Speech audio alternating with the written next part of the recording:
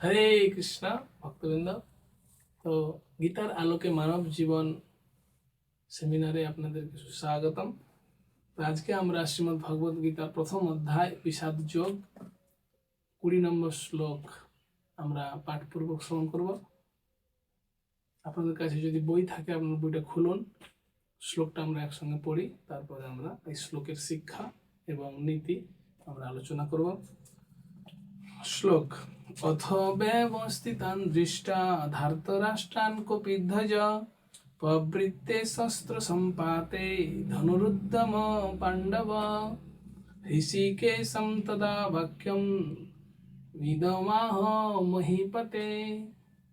তো এই যে আজকে আমরা শ্লোকটা পড়লাম, এই শ্লোকটাতে অনেকগুলো খুব গুরুত্বপূর্ণ শব্দ ব্যবহার করা হয়েছে, যেমন কপিধ্বজ, ঋষিকেশ।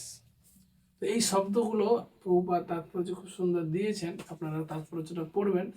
এখান থেকে আমরা যে গুরুত্বপূর্ণ বিষয়টা আমরা পাচ্ছি সেটা হচ্ছে কি না, এই শ্লোকে থেকে অর্জুন অত্যন্ত বিমোহিত হবেন। অর্জুন ভবিষ্যতে তার যে মনে দ্বিধা এই শ্লোক থেকে আসবে, তিনি যুদ্ধ করবেন না, এইখান থেকে তার এই শুরু হচ্ছে। অর্জুন মনে মনে একটু ভয়গ্রস্ত হচ্ছেন। অর্জুন বাস্তবিক পক্ষে অত্যন্ত শক্তিশালী যোদ্ধা, কিন্তু তা সত্ত্বেও তার মন অত্যন্ত দুর্বল হয়েছে। এখান থেকে আমরা শিক্ষা পাচ্ছি এটা আমাদেরও অনেক সময় আমরা ভক্তিতে খুব সুন্দরভাবে থাকি, কিন্তু অনেক সময় মন দুর্বল হয়ে পড়ে। সেই জন্য আমাদের সেখান থেকে বেশি করে হরি কথা শ্রবণ, কৃষ্ণ কথা শ্রবণ করতে হবে, তাহলে আমাদের এই দুর্বলতা দূর হবে। এবং দ্বিতীয় নম্বর এখান থেকে আমরা শিক্ষা পাচ্ছি, অর্জুন এত বড় মহারথী, মহাযোদ্ধা, অদ্বিতীয় যোদ্ধা যাকে বলা হয়, কিন্তু তা সত্ত্বেও তিনি সিদ্ধান্ত নেওয়ার আগে ভগবান কৃষ্ণকে জিজ্ঞাসা করছেন।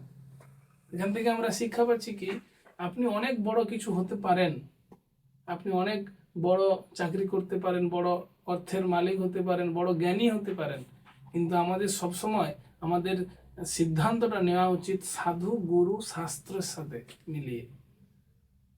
তো এখানে এই শ্লোকে আমরা দেখতে পাচ্ছি অর্জুন যে জয়লাভ করবেন, পঞ্চপাণ্ডব যে জয়লাভ করবেন, তার শুভ চিহ্নগুলো এখানে এই শ্লোকে বর্ণনা করা হয়েছে। কপিধ্বজ মানে হচ্ছে ভগবান রামচন্দ্রের সঙ্গে যখন রামচন্দ্র যুদ্ধ করেছিলেন তখন হনুমান তার সাথে ছিলেন।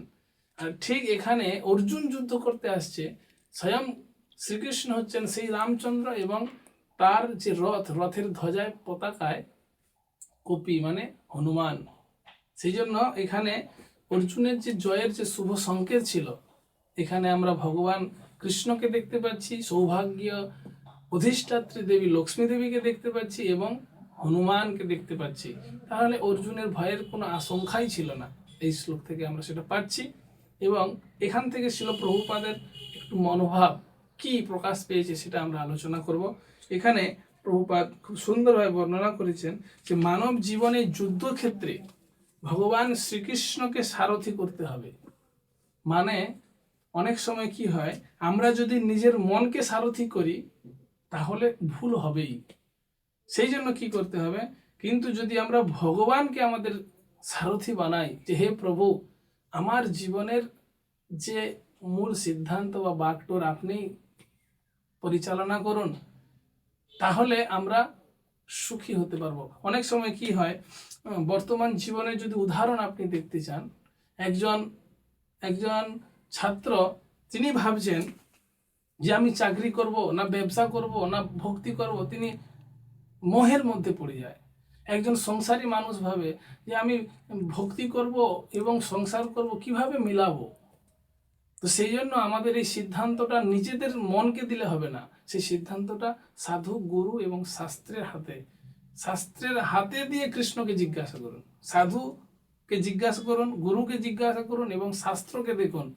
সেখান থেকে যেটা আপনি পাচ্ছেন সেটাই ভগবানের সিদ্ধান্ত বা ভগবান শ্রীকৃষ্ণের নির্দেশ ভেবে আপনি আচরণ করুন, তাহলেই আমাদের মানব জীবন কল্যাণকর হবে। হরে কৃষ্ণ।